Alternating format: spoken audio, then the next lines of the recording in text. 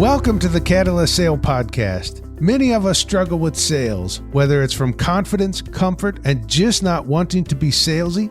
We hope to help our customers. We know we can, but we complicate the process. This podcast is designed to help professionals like you improve at sales through process, practice, frameworks, and thinking differently about what you already know. I'm your host, Jody Mayberry, and as you would expect, we have Mike Simmons, the founder of Catalyst Sale. Hello, Mike. Hello, Jody. Oh, you really tried to bring out the radio voice there. I'm working on it. I keep getting better. Like I had somebody said the other day, she goes, you really have a good podcasting voice. I said, come on, I hate my voice. And that is one thing I've learned over 200 some odd episodes. It's amazing how quickly you can become, it wasn't quick, but how you have to become comfortable with your voice. So before, where I couldn't stand hearing it, now I can hear it and not cringe. So I'm getting better. Wow, that's progress. It only took 200 plus episodes. Only. Well, Mike and I have a listener question. Before Mike reads that listener question, I just want to give you a reminder. If you have a question, we would love to hear it. Send it in. We'll feature it on the podcast. We won't wait a year to do it. And Mike, how can someone send in a listener question? A couple ways. You can send a listener question in to podcast@catalystsale.com. You can go to catalystsale.com and send something in live chat, or you can direct a message us at Catalyst Sale on Twitter. 3 ways. Okay, 3 ways. So if you have a question, send it in. We'll feature it on the show, which takes us to the listener question Mike has. So let's get it started, Mike. So this one comes from Sean in Arizona, and it is, I've got a boss who is telling me that when it comes to objections that my customer has, I should just read these specific notes. So it seems like, and I'm getting a little bit away from this, but it seems like they've got an objection handling document that they're using inside their organization. I'll take that. And Sean, let us know if we missed that or not. But so I've got an objection handling document that they want people to use. And the question is, do objection handling documents work? No. So okay, we did that in under 15 minutes. I am not a fan of objection handling documents. Quick episode. No, they don't work. Well, before you answered that, I kind of knew you'd go that way because you have never liked scripts. What for phone conversations, for sales calls, for anything. Mike does not like scripts. But Mike, we've got to look at it the other way. We could end the episode there and it'd still be useful, but we've got to look at it the other way, that every organization will have this, I would say probably 80 to 90% of the complaints you get, of the objections you get during sales. You look at those, 80 to 90% are the same. So I get where objection documents come from because you know what objections are going to come up, or you might know what complaints are going to come up. So why not train your staff to deal with them ahead of time since you know they're coming? Okay, I'm going to give you an example. So come up with an objection that you might deal with in your business today. What would be a common objection that you might deal with in your business? Okay, now this one is personal for me, Mike, not common, but I just want to see how you handle objections. So usually these days, when I deal with people building a personal brand, this doesn't happen in work I do with organizations. But let's say Mike Simmons were to contact me and say, hey, I need your help building out a personal brand. I need the content. Perfect. I'm going to stop you there. Okay. I'm going to jump right in. So Jody, I need your help building a personal brand. Okay. So that's what I would get. And we would talk. I'd figure out what you need. I'd come back with a proposal. Now, quite often, and I don't know if this is unique or it's just the type of that I'm dealing with people with personal brands, quite often they have to say, well, okay, I just need to talk to, it could be a business partner, it could be a spouse, because they just need to check and make sure. And sometimes I always wonder, are they just saying they need to check with somebody because they don't really want to do it? So there's an objection I get. Okay, let me give you another objection just because it's a Catalyst Sales show and we're having fun here. So Jody, your price is too high. Yeah, I've heard that objection. How do you respond? So I usually respond in a couple of ways. I will say, and the one thing I keep in mind is that it's not too high. They just haven't seen the value in it yet. Or maybe there's something we need to remove to make it out. or to remove to make it work out that of all I offered, what cannot be there so we can make this work? So if I say your price is too high, your first response is to start telling me why the price is not too high? No, I'll say, well, let's look at that. What's your budget for this work? And hopefully we would have come across that before, but if we evidently didn't, my budget's not in line with your price, Jody. see, so now you're just starting to mess with me, Mike. But I am, but that's because we all deal with this stuff. we do. I don't care if you've been a sales rep for 20 years or you've been a sales rep for 2 months. We all deal with the same objection, the price objection. So here's one of the things I do, Mike, with that is, so the first time you ever contacted me is because you wanted to do a podcast called the Catalyst Sale Podcast. And now when I get that same thing, if I get that same request and I give someone my prices and they say it's too high, then I come back with, because that's not something I budge on, is because it takes a lot of my time. If it's something that requires a lot of my time, I usually don't budge. But I do say, well, then here are some other resources that can help you out. I've got a podcast course. I've got this. So that's how I deal with that particular objection. Okay. So we all deal with the pricing objection. It happens over and over again. Sometimes I deal with this one well, and sometimes I don't deal with it well. But the first thing I want to do is I want to ask this question: from what perspective? So when I say, Mike, your price is too high, you say, from what perspective? From what perspective? And what do you learn from their response?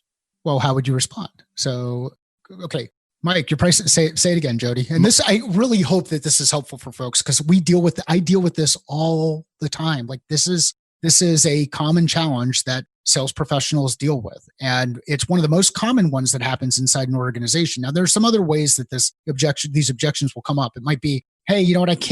Your product's not all that different than some other product. Or I don't know that if it's the right thing that we're trying to do inside our organization, or I don't know that it does whatever the objection is.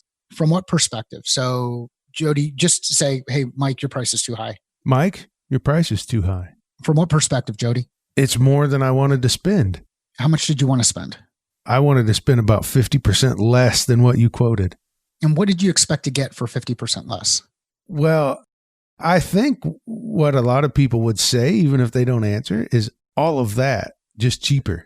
And why? So when you think of all of this, and if we're going to be able to make the impact that we said we're going to do inside your business. So you had said that you want to get better at personal branding. Well, why did you want to get better at personal branding? Well, I think I wanted to be able to get my name out there associated with a certain topic. Just like when you started the Catalyst Sale Podcast, you wanted to get your name out associated with sales.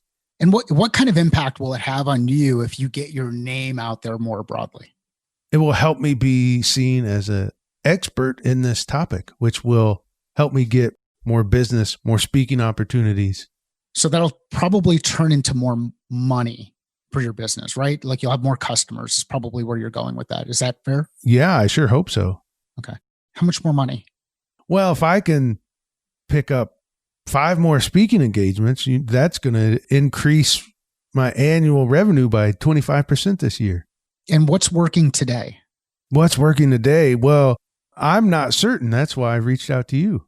So how will it be different if we do the things that we talked about? For one thing, I will know what does work. So, and what we're doing here, and this is, Jody and I are kind of playing along in this thing, and we're doing it without any context. So that's the other challenge. Like I'm not buying branding services from Jody today. And I don't know if anybody else wants branding services from Jody, but if you do, look up Jody. Jody, where can people find out about you? Find out more about what you're doing? Oh, well, they can find me at jodymayberry.com. Perfect. So you can find Jody at jodymayberry.com.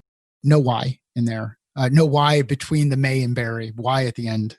Anyhow, one of the things that we're doing, and we got to be really careful about this turning into an interrogation. We're not interrogating the customer. What we're trying to do is gather a bit more information. The challenge that we have, and I ran into this with the kids when I was, teaching them how to play flag football. One of the challenges that you have is if you guess, you've got kind of one chance at guessing right. Whereas if we ask another question and get a little bit more context, then we can actually deliver our response. And it might be the same thing that was going to be in that FAQ. We might be able to deliver our response in the context of what's important to the customer. So if the customer came back and said, hey, your price is too high relative to X, Y, or Z, now I can deliver now I've got more information that I can use in the response that I'm delivering back to the customer. And I don't expect you to play the game that Jody and I did where we had questions going back and forth and it just looked like verbal jujitsu with each other. That's not what I'm suggesting with your customers. But I would suggest that you at least, rather than answer the objection immediately, take a pause and ask one question.